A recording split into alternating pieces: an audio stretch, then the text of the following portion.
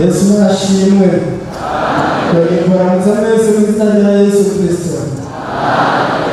Mana yakoze ko yadukoranije mu buku kandi ko aricyo gikorane cya mbere cyo kwaruka muri uyu mwaka w'2022. Turabifurije umwaka mwiza w'umugisha. Amen. Yesu Kristo azobahezagire muri uyu mwaka wose. Amen. Yesu azobitwararike. Amen. Yesu azobarabere. Kandi azobatambutse iyindi ntambwe muri iyi nzira y'agakiza no muri urugendo ruja mw'ijuru. Dusome ijambo ry'Imana. Fata umwanya mutoya kuko abavuga ubutumwa uno munsi ni benshi kandi ni mwebwe kandi mwakoze mwaririmbye neza. Aha indirimbo mwagiye muraririmba nazanditse, ubutumwa burakwiye. Sinoca mvuga ngo n'uwotayo yotazi si icyo atwaye kuko hari ibindi biri inyuma. Reka dusome ijambo ry'Imana tudatebeje hariya mu gitabo cyo gusubira mu byagizwe igice cya 28. Ni amajambo y'Imana yamaze kuvugwa mu ndirimbo ariko reka tuyasubiremo. Igitabo cyo gusubira mu byagizwe igice cya 28 turasoma umurongo wa mbere gusa duce dusimba tuje kwa 13. Nindazi y'amajambo ivuga ngo imihezagiro n'imiki. Jena ngombe kuvuga imihezagiro. Dusome mu izina rya Yesu. Nimwagira umwete wo kumvira Uhoraho Imana yanyu, mukitondera ibyagezwe byiwe byose magere y'uyu munsi, mukabishitsa, Uhoraho Imana yanyu azobashira hejuru gusumba amahanga yose yo mw'isi. Ku murongo wa 13 naho aravuga ngo Uhoraho azobagira umutwe ntazobagira umurizo. Muzopama muri abo hejuru ntimuzoba abo hasi, nimwumvira ibyagezwe by'Uhoraho Imana yanyu mbagereye umunsi, mukabyitondera mukabishitsa. Ni ijambo ry'Imana. Hariho amasezerano meza yuko hariho umuhezagiro ku bantu bagira umwete wo kumvira Uhoraho. Yesu nashimwe. Ndanezerewe cyane ko turiko tuvugana n'urwaruka rukijijwe kandi Imana yakoze ibikomeye. Urugwaruka ruri hano mwese hamwe n'abakuze tugize umwete wo kumvira Uhoraho, iki gisagara cohinduka kikaba igisagara c'abagororotsi, kikaba igisagara c'abumvira Uhoraho. Yesu nashimwe. N'igihugu c'Uburundi cohinduka kubw'abantu bafise umwete wo kumvira Uhoraho, kuko Imana yadushize muri kino gihugu, yadushize mu kino gisagara kugira ngo tube amatara. Yesu nashimwe. Kandi itara nawe ryoba ari rimwe rirashobora kumurikira abantu benshi. Yesu nashimwe. Hariho amasezerano meza ku bumvira Uhoraho bakitondera ibyagezwe byiwe byose, kuko twumvise ngo bazoba umutwe ntibazoba umurizo. Yesu nadufashe cyane. Nabaye umwigisha igihe kitari gito haba mu mashuri mato mato n'ayisumbuye, turiko turavuga amanota. Warabona umunezero ku bantu bahamagawe imbere, abambere. Warabona umubabaro ku bantu babaye abanyuma. Ni ukuvuga umuntu yabaye umutwe umunezero. Ninde yifuza kuba umutwe? Niba wifuza kuba umutwe ndagufite ingaruka nziza, niwumvire Uhoraho witondere ibyagezwe nawe azoguhezagira, azokugira umutwe. Niko ijambo ry'Imana rivuga.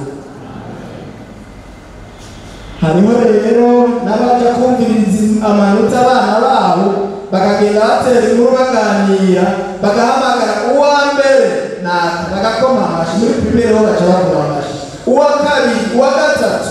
Kubera twaba turi benshi, umwana yumvise amaze kugera muri 50 atarahamagawa agaca atangura kwegera inyuma.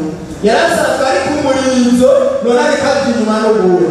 ariko wica mfungura ukabona aritaye. Umuvyeyi ati nawe utaje turajya guhura. Ntawe ushaka kuba umurinzo, abantu bose bagomba kuba imitwe, mugabo kondisiyo turayumvise mu ijambo ry'Imana niyi. Abantu bumvira Uhoraho iminsi yose, bakitondera ibyagezwe by'iwe byose, bafite isezerano y'uko Uhoraho azobagira umutwe, atazobagira umurinzo. Ngo muzokwama muri abo hejuru, ntimuzoba abo hasi. Yesu nashimwe. Ni iby'agaciro kumvira Uhoraho, ni iby'agaciro kugendera mu byagezwe byiwe. Aha rero igikorane cy'urwaruka naribajije n'ubundi, mbega urwaruka rugaragara gute? None ndabonye ko ari urwaruka rwinshi. Yesu nashimwe. Nibaza ariko bibandanije gutya, ngira ngo hazobira igihe tuvuga tuti urwaruka rwa hariya ruzofata indwi, urundi rwaruka ruzofate iyindi. Kuko aha nuko mutabona hanze ingene hameze, sinzi abari hanze n'abari ngaha benshi abari mugabo bose murari benshi. Yesu nashimwe. Imana igomba yuko urwaruka ruyubaha, urwaruka rugendera mu byagezwe byayo ruba rwinshi. Yesu nashimwe. Hanyuma muriyo kwibaza ngo mbega urwaruka ni iki? Namwe mubitiza akajisho ndaba abantu baje, bamwe bavuga ngo urwaruka, nararavye no muri dictionnaire canke no muri ibitabo, urwaruka ngo ni ikiringo co mu buzima kiri hagati y'ubwana no kuba umuntu akuze. Yesu nashimwe. Mugabo sinzi ko ari amaso yanjye atabona neza, ndaza gukura ayo ndabe neza. Abandi nabo bakavuga ngo urwaruka, bavuze ngo mu gifaransa bavuga umujene. Mbega umujene ni umujene, hariho abavuga ngo umuntu ataruba. Mbega umuntu ashobora kuba yubatse akaba umujene? Nababonye ariko akantu kerekana yuko bubatse. Mbega none umuntu atarubaka afise imyaka 50 si urwaruka? Aje muri seminari mu gusohora. Yesu nashimwe. Urwaruka rero aravyumva ko urwaruka mu mutima. Ntihagire uwo uzosohora ngo yahora akuze. Naho akuze akumva mu mutima akiri muto urwaruka. Yesu nashimwe. Kuko hari ahantu numvise bavuga ngo hariho umutama w'imyaka 18 n'umusore w'imyaka 20. Ibyo bintu murabyumva? Hari umutama w'imyaka 70 yumva ko akiri umusore, mbere akora ibintu bitangaje. Murabona umutama arimo arashira agacube. Muramaze kubabona? Ujya yumva ubwenge mu mujere, kavyiyumvamo ati ntitumubonanya tuboneka akigurira mu bajene. Mugabo hariho n'umujere yifata n'umutama, yamabwiye nakanye. Yesu nadufashe cyane. Urwaruka rero biri mu buryo butandukanye. Mugabo umuntu yumva ko ari urwaruka nyene, umuntu yumva ko ari umutama nyene. Hariho rero bagiye baratohoza bakavuga ngo hari ibintu bimwe bimwe vyokwereka ko umuntu ari mu rwaruka canke ko yaruvuyemo. Hari ibintu bigaragaza yuko urwaruka ko akiri mu rwaruka, kuba afise ingufu. Urwaruka ni nkomezi. Yesu nashimwe. Urwaruka nizo nkomezi z'ishengero, urwaruka nizo nkomezi z'igihugu, urwaruka nizo nkomezi z'umuryango. Bafise ingufu, bafise inkomezi. Iyo bazikoresha neza biba vyiza, iyo bazikoresha mu buryo bw'uko Uhoraho biba vyiza, babikoresheje mu bundi buryo naho ni ikibazo. Yesu nadufashe cyane. Hanyuma ikindi kintu urwaruka ngo barubonera ko n'abantu bakunda kwinezeza, n'abantu bakunda ibintu bibanezera bibasamaza. Ariko ari mu buryo bubi kiba ikibazo, ari mu buryo bwiza ntaho kubuza kunezera. Nabonye abantu bariko bararirimba ngaha, bari bateye mu maso bari banezerewe. Yesu nashimwe. Unezererwa Yesu, unezererwa gutazira Imana, ari bihesha icyubahiro Imana, ni byiza, shishikara unezere. Mugabo hari ibyitwa umunezero bitari umunezero. Yesu adufashe cyane. Ikindi kintu kirangurwaruka naho umengo tubihurira ko n'abakuze bamwe bamwe ngo n'abantu bakunda kuja aramode, n'abantu bakunda ibirawo. Yesu adufashe cyane. Impuzu z'urwaruka hariho umuntu akuze hose akabwira toya. Yesu adufashe cyane. Sinzi uwo baraba n'abasore usanga bambaye amapantaro abapana rwose, harabusanga agapantaro bone ngo bagashoreye ku mubiri. Tukuti urwaruka mbere harabatama muhora mubona babigenza gutyo reka nanjora abanenzi ko mukiye gutwika mwarabibona. Impuzu, inyimosho, umuntu ashaje yo kwimosha nk'urwaruka kwimosha aho hanze. Ndashima Imana kuko ariko ndabaraba bebe mwimosha nk'abakizwa nk'abana b'Imana nyine. Aho hanze hariho usanga afise umwimosheje umeze n'urugaragara nk'isazi nayo ni hatu akavuga ati urwaruka mbere. Yesu nadufashe cyane. Hariho abandi nabo ubwanwa butereka bukagira ngaha mugabo tugasanga ni igipara. Yesu nadufashe cyane. Abo nari isi kubure bumva ariko bikwiye kumera mugabo urwaruka rukijijwe rumeze ukundi kuntu. Nicyo gituma narere kuri ijambo rivuga ngo nimwagira umwete wo kumvira Uhoraho Imana yanyu, nimwitondera ibyagezo byiwe byose bagera uyu munsi mukabishitsa. Ndakwifuriza gushitsa ibyagezwe n'Uhoraho. Urwaruka rwa kino gihe turiko twambara ibinini binyuranye n'ubugombe bw'Imana. Yesu nadufashe cyane. Hari ibindi rero bavuga yuko urwaruka rukunda umwidegenzo. Mugabo umwidegenzo nawo nugira karindwi.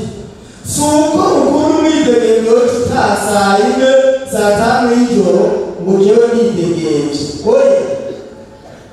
Hari abaca bakangoya ngo nawe ngo mbe wamubwira ngo ntaye kare ngo mushaka ngo ntange inkoko gutaha ujya mu bitumba inkoko yemera kubwira ijoro. Yesu adufashe cyane. Reka gutanga inkoko gutaha utahe kare kuko umwidegenzo urengeje urugero usanga wakoteye inyuma y'ikijambo ry'Imana rivuga. Yesu adufashe cyane. Urwaruka rero rurakundana, baragira urukundo rwinshi mu mitima yabo. Urabona abakobwa ngira ntawe umukobwa mugenzi we bakundana mperekeza hariya ugasanga bafatanye ukuboko. Abahungu nuko mugabo hari ibyo bita gukundana atari ugukundana. Nubwo umwanya ari mutoya twari kuvyigiramo tukaraba neza. Kandi urwaruka rukundana n'ubwo hari ugasanga bari ngaho bariko baravuga umwe avuga ngo ibintu ni agoshe undi ngo ni adroite bakamara iminota 50 batarumvikana. Ibintu by'ubusabusa bakunda ngo hari. Yesu adufashe cyane. Hari ikindi naco sinzi yuko mwemeranya na jewe ubushakashatsi ababwira bavuga ngo urwaruka nico kiringo cyo mu buzima bakunda kurya. Yesu nashimwe. Sinzi ko mubyemera kuko ngo umuntu aronse imifungurwa iyo ariko ayivura umwansi kabisa. Kandi ikimenyetso cy'amagara meza. Yesu nashimwe. Ikimenyetso cy'amagara meza kuko mbere utangiye gukora petero rwaruka ufite imyaka nk'iyaba batamaho turabyara yangana. Ariko rero turaza kuraba ko urwaruka bafungura. Hari irindi jambo bavuga ngo birace bakora rero. Yesu nashimwe. N'ayo majambo y'Imana turabe irindi jambo twongera kuri iyo kuko twabonye yuko umuntu yagize umwete wo kumvira Uhoraho akitondera ibyagezo byayo asezeraniwe umugisha, asezeraniwe kuzoba umutwe atazoba umuringizo. Naho numva hariya abana bagitangura ishuri bababaza ngo mbega wowe uzoba iki? Yesu nashimwe. Nibaza yuko muri mwebwe hariho ababa barakoze ako kantu mwimenyereza ku exercise. Umwe akavuga ngo jewe nzoba muganga, undi akavuga ngo nzoba umusirikare, undi akavuga ngo nzoba umudandaza akomeye, undi akavuga ngo nzotwara indege, undi nawe akavuga ngo nzoba umushoferi, undi akavuga ngo nzoba umwigisha. Hari abatwayibwira bakamubwira ngo oya, ati kubera iyo uvuze ugize gutya ngo abigisha bahembwa abahembo benshi akabuzohembwa menshi. Ibyo rero ni ibyiyumviro by'abantu. Umuntu wese yaciye kuri ibyo yari yatuye ku kintu. Yesu nashimwe kuko ubanza kwiyumviye, kandi icyo wiyatuyeko hamwe n'ukumvira uhoraho hari aho usanga ari cyo ushizeko. Yesu nashimwe. Jewe muri ibyo babaza iminsi yose babaza ati uzoba nde? Namavuga ngo jewe nzoba patiri, kuko narawe impunzu za patiri nkabona zirayakayaga, nkabona igenda dutsa amaboko mu hantu mukama yashe uwo muntu ntawe uzomutanga kuja mw'ijuru. Ngomba kuvuga iki? Ico wiyatuyeko ni isengesho. Uciye ukuri ubivanga n'ukubaha Imana n'ukwitondera ibyagezwe nayo iragushikana kuco wiyatuyeko. Yesu nashimwe. Ndabona naho mwitugwaruka rero maze gushika mu buzima burya bita ubusanzwe bwo mu bw'akazi, birashibuka muri gukora ikintu wakunze kuva ukiri mutoya. Ibyo nabyo ni ibintu byiza cyane. Uri mu muhamagaro wawe, reka nawe uri mu muhamagaro. Wiyatuyeko ngo Yesu nzogenda n'abaye muganga ukaba wirigura kuvura abantu, uriyaneza umerewe neza kuko uvuga uti Imana yarabanye nanjye, kuko ibyo niyatuyeko nkiri mutoya ubu ndi muri byo. Yesu nashimwe. Reka dusome rero hariya mu cete ca kabiri Timoteyo yandikiwe, cete ca kabiri ca Timoteyo, turasoma igice ca kabiri Timoteyo, cete ca kabiri igice ca kabiri turasoma muri umurongo wa 20 turamanuka gatoya, turabe urwaruka rw'agaciro. Amajambo ngomba ko tuvugana nari urwaruka rw'agaciro rwiyemeje kwitondera ibyagezwe n'uhoraho, rwiyemeje kugendera ku rutonde rw'ijambo ry'Imana. Rumwe rwasezeranirwa ngo ruzobiga umutwe ntiruzobiga umurizo. Yesu nashimwe. Hariya mu cete ca kabiri Pawulo yandikiye Timoteyo igice ca kabiri ku murongo wa 20 dusome: mu nzu nini y'umutunzi ntihabamwo imbombovu z'ibyacuzwe mu izahabu no mu ifeza gusa, ariko habamo n'iz'iby'ibiti n'iz'iby'ibumba, kandi bimwe babikoresha iby'icyubahiro, ibindi bakabikoresha ibiteye iki? Twara umuntu niyiyeza akitandukanya n'ibyo, azoba igikoreshwa cy'icyubahiro cegejwe kigiriranye n'eco ikimazi cyatunganirije igikorwa ciza cose. Yesu nashimwe. Ariko ku murongo wa 22 waca herekeye urwaruka, naho tubona abanditsi ibire bavuga ngo umusore, muri Bibiliya y'Igifaransa bavuga la jeunesse. Ariko kwifuza k'umusore ubuhunge, maze ukurikira ukugororoka n'ukwizera n'urukundo n'amahoro, ufatanya n'abamaze umwami wacu n'ibiti bitanduye. Ariko ibihari by'ubupfu n'iby'ubutungu ntukabyemere, uzi yuko bibyara iki?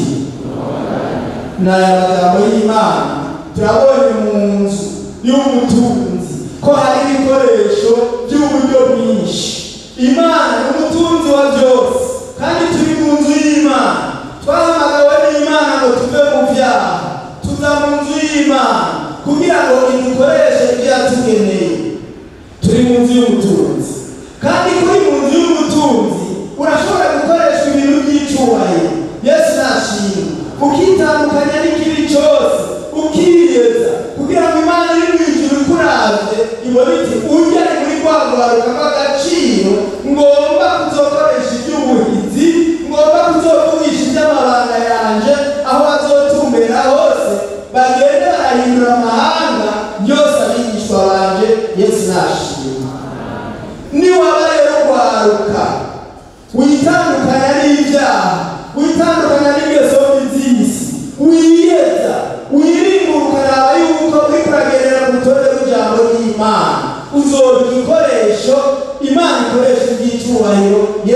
nashima. Ariyo majambo yo gusubira mu byagezwe 28 yazitayabandanije. Hariho amasezerano Imana ivuga ngo nzobahezagira mu bisagara, ngo nzobahezagira no mu misozi. Ni nk'uko tuba tuvuga uno munsi ngo abiga nzobahezagira mu mashuri, abakora akazi nzobahezagira mu kazi bakora, bazobona umugisha w'Imana.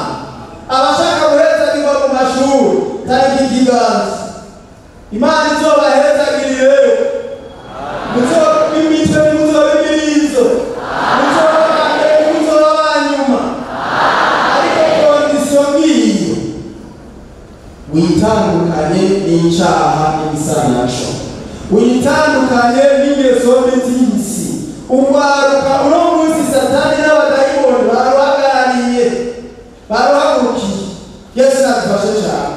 Urashobora kuzinduka muyagana umwana wawe ubona n'umuntu ameze neza, ku mugoroba ugasanga azanye imishatsi tutwanzeme ngo yashize kwa materiyeri. Yesu nadufashe cyane. Ukamubwira umwana byagenze gute? Ngo none ngo nafise umwitegereje, ngo ni imyaka 18 narayikwigije. Yesu nadufashe cyane. Ugasanga uboho hariyo amakaminuza muragenda nawe yeza n'akajisho, ugasanga umwana w'umusore afise amahereni 3 ku gutwi.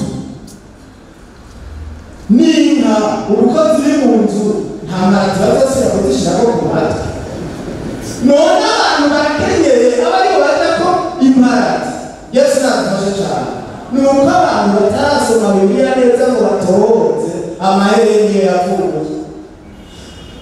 Aho isezerano rya kera y'ahantu zorode usange havuga ngo umuntu yambaye ihereni barimwandika kubera yiyemeje yuko azoba umugurano, azokwamara umuja w'uwundi muntu. Yesu nadufashe cyane. None urwaruka rwaho hanze rurakenyerwe abaja, ukwiye kuwidegemvya. Yesu nashimwe.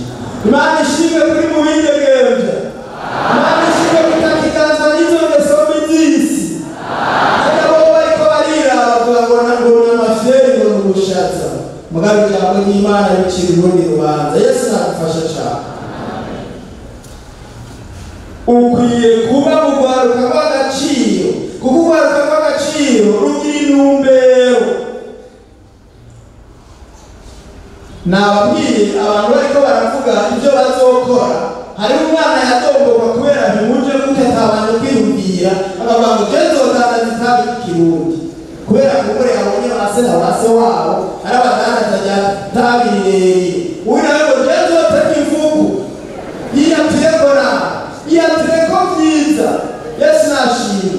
Apana kwikengera, wiyatureko umugisha. Abiyatuye ko umugisha barawuronse ko bazinzeye mu mitima. Yesu nashimwe. Mu nzu y'ubutunzi hari ibikoresho byo mu buryo bwinshi, hariho n'ibindi bikora. None umuntu kera hari ikintu bita igikutso, baca bavuga ngo umuntu yigize igikutso ngo baca bamuyoza iki? Ntiwigire igikutso kuko uri umunyamugisha. Yesu nashimwe. Kwigira igikutso kugendera mu ngeso mbi, ukemera kwiyandarika. Yesu nadufashe cyane. Aha rero iyo tubona urwaruka rufite ingeso nziza, iyo tubona urwaruka rukora ibikorwa byiza, iyo tubona urwaruka hirya no hino bafite inyifato nziza, turanezerwa kuko tubona tuti aba bantu Imana iriko irabategura kugira ngo nayo twebwe tuzoba twararenganye, ishengero rizoba rifise abasigara bararizigama, igihugu kizoba gifise abakirongora bafise ingeso nziza, bagendera ku rutonde rw'ijambo ry'Imana. Yesu nashimwe. Nta rundi rwaruka rushobora gukiza igihugu atari mwebwe, kubera mwiyemeje kugendera ku rutonde rw'ijambo ry'Imana. Yesu nashimwe. Abari nabo baririmbye ngo barahiriwe mu bwoko bugufise ku Imana. Murahiriwe ko mufise Imana. Murahiriwe ko Imana yabaye agakiza. Ni mwebwe muhiriwe. Nagiye numva indirimbo, numvise mu mutima yuko turiko turajana. Yesu nabahezagira. Ugwaruka rero ko rufise inkomezi twabyumvise niruzikoreshe neza rukwiye gukora, kuko ijambo ry'Imana rivuga ngo udakora ntakagire gute. Bijya by'amarigara birekera abandi wowe ukore. Yesu nashimwe. Uba akarorero kw'ishuri, uba akarorero muhira, uba akarorero ku rusengero, abamaze gutangura akazi uba akarorero muri kanya kazi mukora, ube example. Yesu nashimwe. Ikibabaje ari ugwaruka naho bari mw'ishengero barakijijwe birera nabi, ugasanga ariko arembera igipfungo c'ishati yawe gicitse. Mbega urazi kwishiramo igipfungo cyangwa wabona ngo yagiye kurondera umutareri w'inkorera, ariko byari ibintu biri simple cyane. Aho nobaza ntibimukirize umuntu iyo bazi gutera igipfungo, si mwese.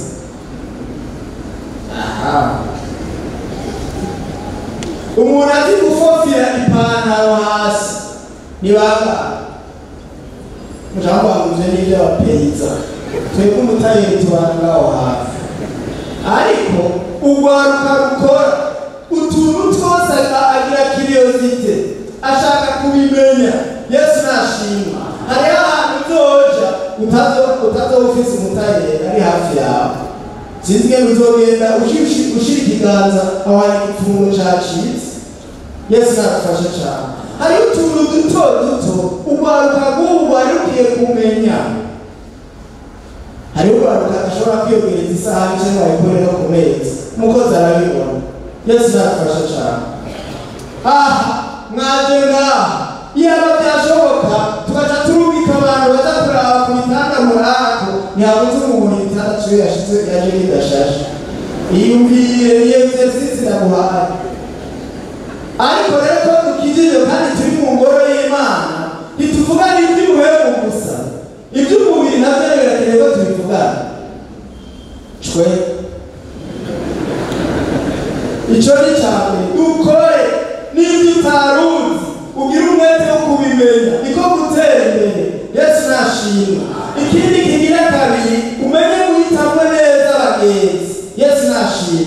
Kuko muri kino gihe hariho abagenzi beza mufatanya muri inzira y'agakiza, mufatanya muri urugendo ruja mw'ijuru, mufatanya muri ayo magroupe de prière. Hakaba n'abagenzi babi bagomba kukwegera mu vy'isi. Yesu natufashe cyane. Barabamo hari wigeze kumbwira, narababaye kuko yari wo mw'ishengero, avuga ngo yabwiye mugenzi we ngo hewe urumva ngo mperekeza ngo tujane ngo kurya kuriya muhungu. Mbega umuhungu kumurya baherehere kuje nayoza abakobwa bamushinga amenyo kwitosi. Ni none mwamuriye gute moya urumva ngo yavuze ngo nzenze kumuramutsa ngo kandi ngo nzenze nari gasumuye, ngira ngo nivyo yabaha barya nivyo yabaha banywa, ngo baragenda baramurya ubwo baca barongera ubundi barya. Imana irarinde kwaruka rukijije kuja kurya abahungu. Ko bavuga ngo nta mwongo muri sato mu bidahizwe, hoba habuze umukobwa ati kurya umuhungu muri mwebwe. Reka niyumvire ngaha. Yesu natufashe cyane. Hitamo abagenzi beza bazogufasha muri uru rugendo, wirinde abagenzi babi bohava baguta mu manga. Yesu natufashe cyane. Abandi nabo baravuze ngo bwira ngo uwo mugendana ushaka kubwira iki. Ndumva ko mubizi, bwira uwo mugendana nanjye nshaka kubwira uriwe n'aya majambo y'Imana. Hahirwa rero kabisome ku bw'aya majambo yo guhitamo abagenzi beza. Turabeza muri ya mbere, Zaburi ya mbere dusome n'ujya murongo wa mbere tumanike gatoya. Iyi Zaburi ya mbere ku murongo wa mbere umanutse, ijambo ry'Imana rivuga ngo hahirwa umuntu atagendera mu nama z'ababi, adahagarara mu nzira y'abanyabyaha, aticarana n'abacokoranyi. Ariko ibimuhimba biri mu byagezwe by'Uhoraho, kandi ibyagezwe byiwe nibyo ashira ku mutima ku murango no mw'ijoro. azoba nk'igiti gitewe hafi y'imigezi y'amazi cama igihe cose ibibabi vyaco ntivyuma, ico azokora cose kizomuberako. Yesu nashimwe. Ubu yatagendera mu nama z'ababi ni umuntu azi guhitamwo abagenzi neza, beza bamuhanura neza, batamuta mu manga, bamushigikira muri iyi nzira y'agakiza. Yesu nashimwe. Umuntu ukamubwira ibikugora akavuga gusenga Imana, shaka kuremesha ati humura, Yesu aracari ku ngoma, azogutabara. Naye agashobora kugira ati mugenzi ndaza akantu wonywa kagashaka kwibamiza vyose, akaguha ibintu unywa ari itabi vya bitabi rwaruka kubu wazimye ruharaye, canke akaguha akandi kantu akakubwira ngo akanaco ukakanywa, mugabo ukabona iyo iboneza ukabugize kugira ingorane no gucuhumana. Yesu nadufasha cane. Ariko ijambo ry'Imana naryo kubugwaruka kw'agaciro imbere y'Imana, ugwaruka kw'agaciro imbere y'ishengero ry'Imana, ugwaruka kw'agaciro imbere y'abavyeyi n'imbere y'igihugu, ukwiye kwirinda ibiguhumanya. Yesu nadufashe cane. Mbega ivyo humanya ugwaruka birabaho? Murabizi ko bibaho? Niwaba ugomba kuba mu gwaruka kw'agaciro uvyirinde. Yesu nadufashe cane. Dusome ijambo ry'Imana hariya muri Zaburi 24 ku murongo wa 3 turamanuka gatoya. Zaburi ya 24 haratwereka abantu bazoshika mu ijuru ingene bazoba bameze, kandi nico kintu gihambaye, niyo ntumbero nyamukuru y'ukuba warakijijwe, niyo nta ntumbero nyamukuru y'uko warakira Yesu Kristo nk'umwami w'umukiza wawe, nuko uzoboneka mu gihugu cyo mw'ijuru. Yesu nashimwe. Reka dusomere muri Zaburi 24 hariya ku murongo wa 3. Ijambo ry'Imana riravuga ngo ninda azoduga umusozi w'Uhoraho, ninda azohagarara hera hiwe, n'ufise amaboko akeye n'umutima utanduye, atigeze kwerekeza umushaha wiwe ku vy'ukubesha, ntahira ibinyoma. Uwo niwe azohabwa umugisha n'Uhoraho, n'ukugororoka azoguharurwa ko n'Imana y'agakiza kiwe. Yesu nashimwe. Uzoduga umusozi w'Uhoraho, uzohagarara hera h'Uhoraho, nuwirindira imwanduza. Yesu nadufashe cane. Kandi ibyanduza ni vyinshi, hari ibintu byanduza amaboko. Gwaruka urinde amaboko yawe kwandura. Urashobora kubona abo bisi bagenda barashira ku rutugu, amaboko ku rutugu kamengo n'ibisanzwe, akagenda mukoze mu mutwe n'ibisanzwe, akagenda mufashe gutya n'ibisanzwe, n'ibindi. Amaboko yawe ntiyandure nimba ugomba kuzoduga umusozi w'Uhoraho. Yesu nashimwe. Kandi n'amatwi yawe ntiyandure. Ego twumvise kugwaruka kundi ibintu bibanezereza, muri ivyo bibanezereza harimo umuziki canke indirimbo. Hariho abantu batazi gusobanura indirimbo z'isi n'indirimbo z'Imana z'ijuru. Yesu nadufashe cane. Narabonye umusore umwe bigisha umunyagice hariya nahora afise akarazi yaragiye, ariko araririmba ngo nkabona atumutse umutwe, ndamwegereye yumva ariko aririmba ngo kila mtu ngo na demu wake. Iyo ndirimbo yari yayo y'amamagana iwawe. Ivyo uraririmba wumviriza urabizi, mbona akaririmbo ngo numva ko mu giswahili none urazi ico bitsigura teka wewe ntuzisubire kukaririmba kuko uri umunyagice. Mu minsi tuzobatizwa aho nuzi ivy'uko uraririmba ivyarivyo, uri kuririmba ibipagani. Yesu nadufashe cane. Erega no kutiga biragatsindwa. Urashobora kuririmba ibintu utazi isobanuro yavyo, ariko uri kuririmba ibintu vy'ubugesera. Barabadusigurira indirimbo zimwe z'aba baririmbyi bo mw'isi. Hariho abantu bariko baratazira Satani n'abadayimoni batabizi.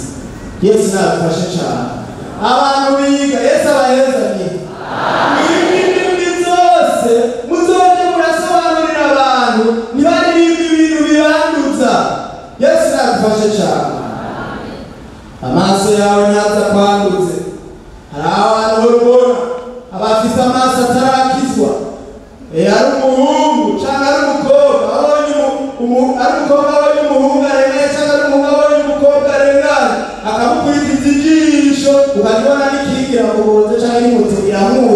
kubera gusamara. Amaso adakijije arakwanduje kandi agukubise hasi uragiye kwa muganga kwivuza. Iyo wategeka uti w'amaso uno munsi zishaka kunyandutsa. Yesu nashimwe. N'umunwa wawe ntukwandutse, n'ivyumviro byawe ntibikwandutse. Kandi turafise ivyitegererezo, turafise Yosefu mu rwaruka rw'igihe ciwe yari umuntu yiyubara yirinda kwiyanduza kuko hari ivyo Imana yari yaramweretse kandi aravyizera aravyiyatura ko nawe ati ko Imana inyeretse ibi nzowumuyamugisha, ko Imana inyeretse ibi nzowumuyamugisha, ibi nzoshirwa hejuru. Yesu nashimwe. Ati kubw'ivyo nta kintu na kimwe nzoshobora kwemerera yuko kinyamugisha wanje, nzobigendera nzokwirinda mpaka ico Imana yasezeraniye ikishikanyeko. Yesu nashimwe. Imana irafise ivyo yamusezeraniye, Imana irafise ivyikugombako, Imana irafise ahantu iriko iragukura kandi irafise ahantu iriko irakujana. Ntuwomugisha. Yesu nadufashe cane. Mukapotifari yari umugore w'umusoda mukuru, nibaza ko yari mwiza. Naho nakubona ko abana ni beza mu bane babiko nta muntu mubi kuko abantu bose basaba Imana. Yesu nashimwe. Mugabo mu vyakaranga aho usanga umuntu afise akaranga siko none. Yosefu ibyo ntibyamukanga, aravuga ati naho wowe usa gute nta kintu nokora kibabaza Imana ngo bitume bimbara iberiyere y'ugushikana Imana yasezeraniye kuko nahabona. Yesu nashimwe. Aravuga ati jewe sinshobora gukora icaha nk'ico. Yewe rwaruka nawe urakwiye gufata ingingo nk'iyo kuko abantu benshi bariko barakorokera mu vyaha, ivyifuzo bikabanyoha, bakangagurika n'indoto zikamera nabi. Akaza akavuga ngo umusengere ngo narota nabuti urota gute ngo narota nkora ivyaha kaburi uti kubera ku murango ushobora kubuvyigwamo. Yesu nadufashe cane. Hariho ibintu biriko biranduza urwaruka. Daniyeli mu gihe ciwe n'abagenzi be barigiriye inama, tuzokwirinda ikintu cose cotwanduza. Naho tugiye mu gihugu c'abanyamahanga tuzogumya akaranga k'iwacu kukubaha Imana, kuko gerera mu vyagezwe nayo ntituzokwemera gukorokera mu mitego y'Ibabuloni. Yesu nashimwe. Aha mu gisagara hari imitego myinshi. Aha muri iki gisagara hariho ibikorwa vy'Ibabuloni vyinshi, uravyirinda. Yesu nadufashe cane. Ntihagire umuntu azoguhendereza ibintu wagutesha ubuntu bw'Imana, wagutesha urugendo kuko Imana igufitiye integuro nziza. Yesu nashimwe. Hanyuma twigeze kuvuga ngo urwaruka urakundana hagati yabo. Mugabo hariho urukundo rutariko, hariho urukundo abagereki bari bazi kubitandukanya. Bavuze urukundo rumeze uku n'urukundo rumeze uku n'urukundo rumeze uku, ntitwobijamo ngo tubiheze kuko umwanya ni mutoya. Mugabo hariho urukundo n'urutariko, hariho kwifuza. Yesu nadufashe cane. Harya bavuga ngo Amunoni ngo yumva akunze Tamari, burya kwari kumukunda, kwari kumwifuza gusa kuko ibyo Aroni yamaze kubishikako ngo yaciye amwanga urunuka. Narwo n'urukundo. Yesu nadufashe cane. Wirinde uruhendo. Samusoni na Delila ngo barakundana, mugabo birashoboka Samusoni akaba yakunze Delila, mugabo Delila sinzi ko yakunze Samusoni. Yesu nadufashe cane. Urashobora gukunda umuntu nawe ntagukunde. Ese icomo ngo urukundo rukagira amaso abona. Yesu nadufashe cane.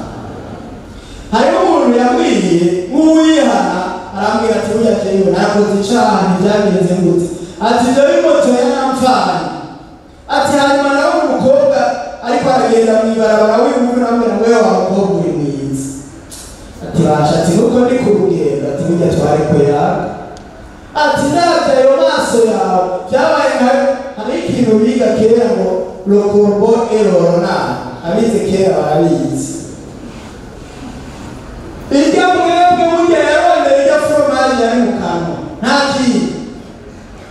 Ati wa mukobwa ati ashuzo kwirongera azoba yitombore atesha urafasha gusunika ipikipiki twe turayaba akamubwira ati uraza amaso yabwiye nari neza n'umukobwa agaca asunika ipikipiki igatarukira nabi ati wowe yaba narinzi wanyu atari ijambo noje kuvuga umukobwa nono umudugo barawuduga ibyuya biramureba ntiyatahura icyo umuhungu iyo mvugo yabaye ibitoro bisunika imoto yiwe hariho umuntu yazozana gusasamo akarima kavuga yamuhe mugo hari ikinago uzomwiye Yesu natufasha cyane ubwo si urukundo n'uruherendo abandi nabo bakabaca ngo nawe ngo nawe imyaka 18 ngo adafise uwo bakunda ibyo biki ukundana na Yesu yabihagije hari mwigeme nakunda cyane ati jewe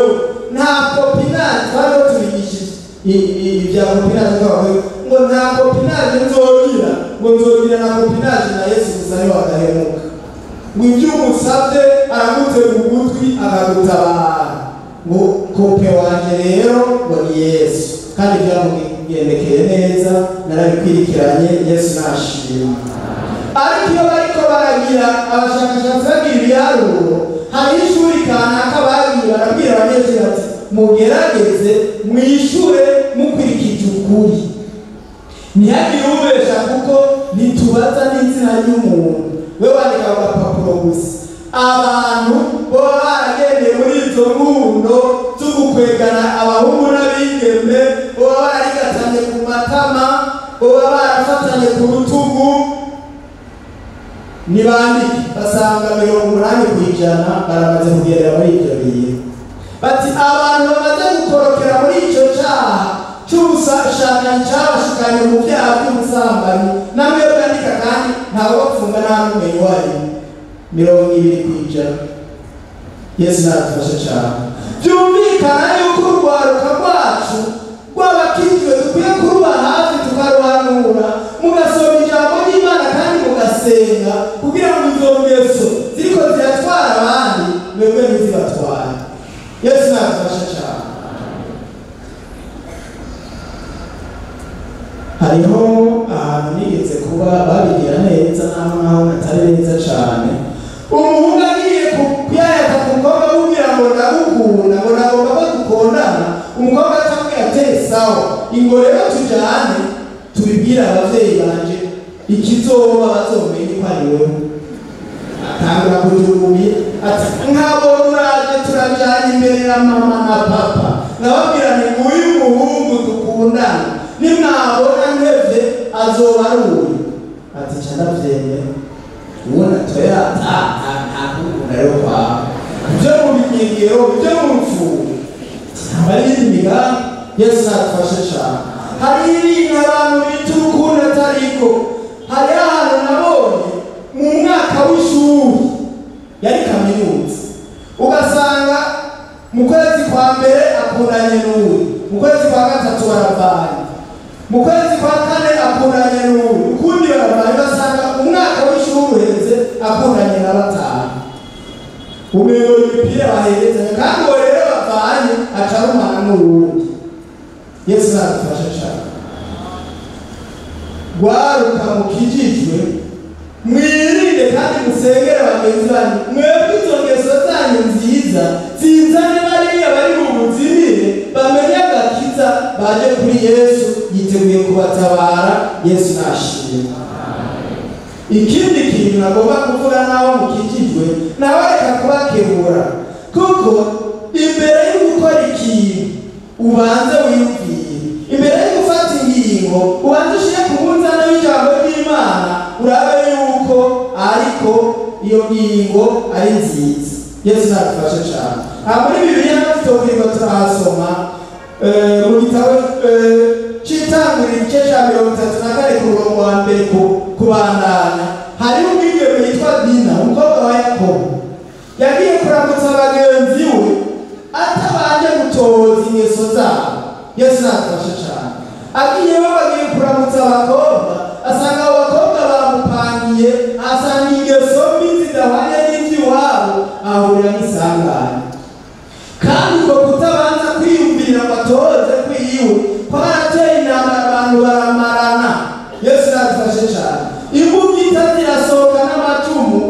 abantu baragesezanya kubera atagize amakenga. Yesu natufashe cyane. Iyo kuragenda iyo ugiye ugere ufite amakenga uravuga nta mitegiriye ubwo birabanye n'icyo Imana igomba kuri jewe ugahano kwitorana abanza gatoza nibyo bibaye byiza gushira ku munzane biba byiza rwose. Yesu natufashe cyane. Birababaje no mwishengero ry'Imana iyo turiko turumva abana bacu ngo naka ngo yarashikiye naka yaratwaye inda naka n'ibindi tuba none ko turi mu rusengero twaba twumva amajambo y'Imana kandi Bibiliya zagwiriye mu mazu none abantu barazisoma none barasenga none habuze iki kugira ngo bigende neza.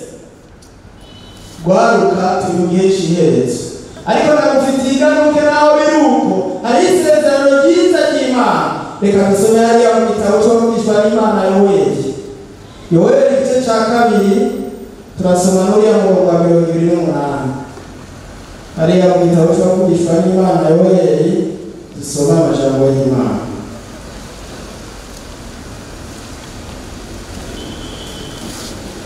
Yoweli igice cya 2 hariya ku murongo wa 28 dusome duhave turangiza. Indanzi y'abadamu ngo Yoweli avugishwa iby'ukuzoza kwa Mpwemu Yera. Ni urupapuro rw'988.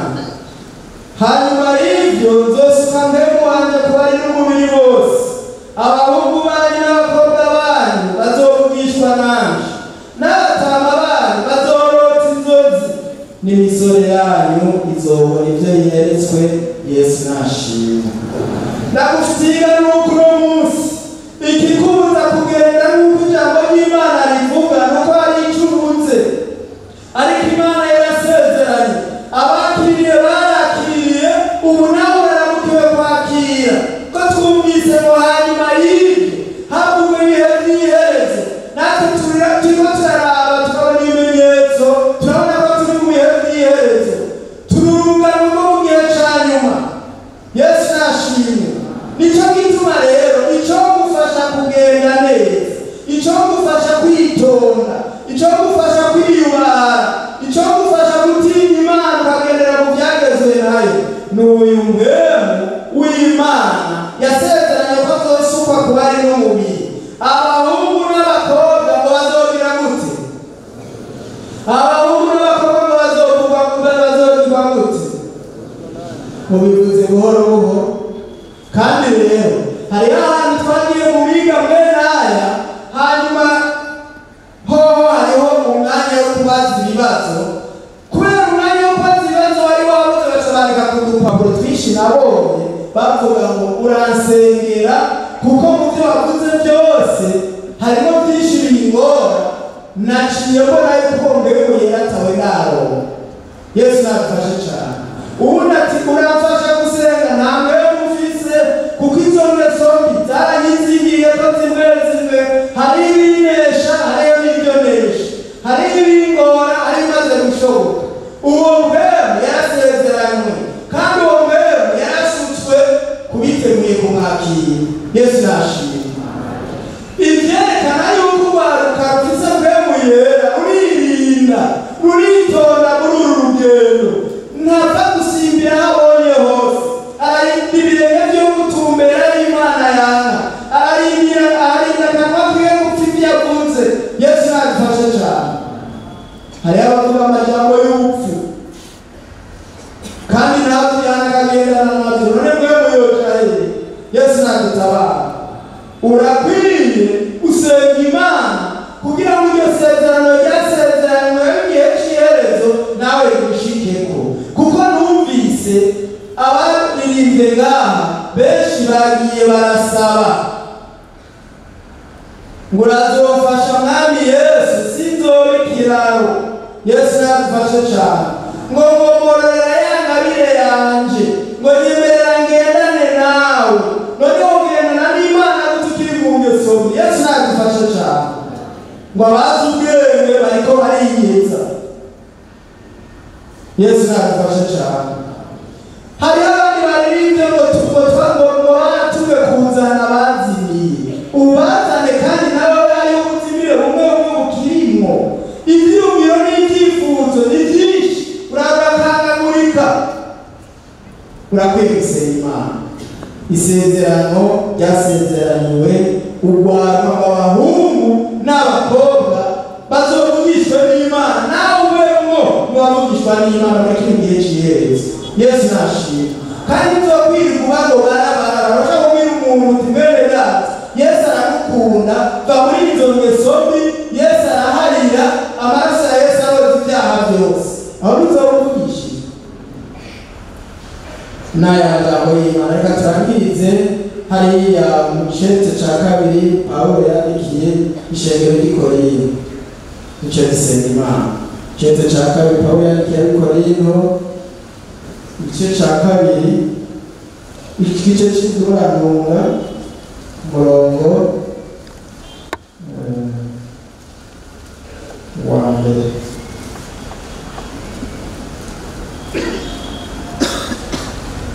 Icete ca kabiri Pawulo yandikiye ishengero ry'i Korinto, igice c'indwi ku murongo wa mbere. Ijambo ry'Imana riravuga nuko bakundwa, ko dufise ivyo vyasezeranywe, twiyuhagire ubuhumane bwose bw'umubiri n'ubw'umutima, kubabera tugushikishe kubaha Imana.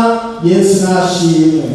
N'aya majambo y'Imana. Hari ibyo twasezeraniwe, hari igihugu ciza cyo mw'ijuru, abera nibo bazokibamwo.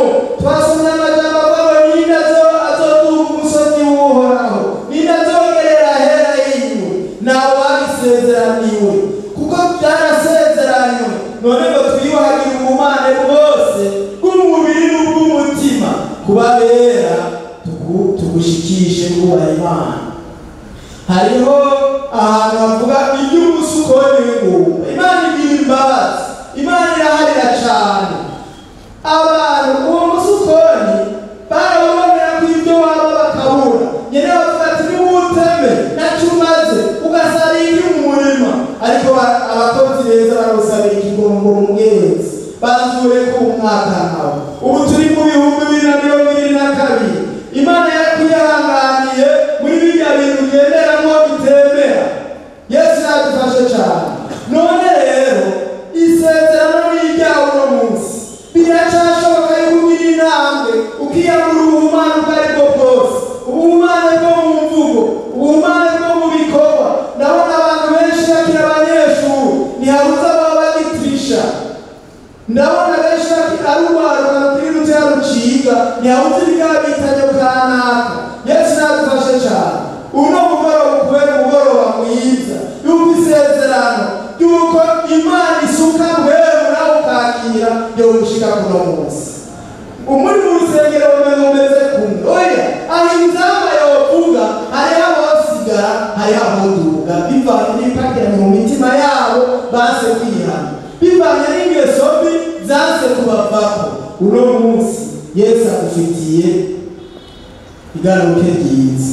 Hamwe wogira intambwe ukaza ukamubwira uti Mwana, ibimbuza kuzoja mw'ijuru, ibimbuza kuba muri uwo mugwi w'urwaruka rw'agaciro ruhimbara Imana, nibi wobigura ko nkezo agatunganywa byonezera mu mutima, kuko nobarose uburenganzira bwo kuzoja mw'ijuru. N'aya majambo y'Imana bayumvise mwese. Yesu nabahezagira. Tunambika amaso yacu dusenge.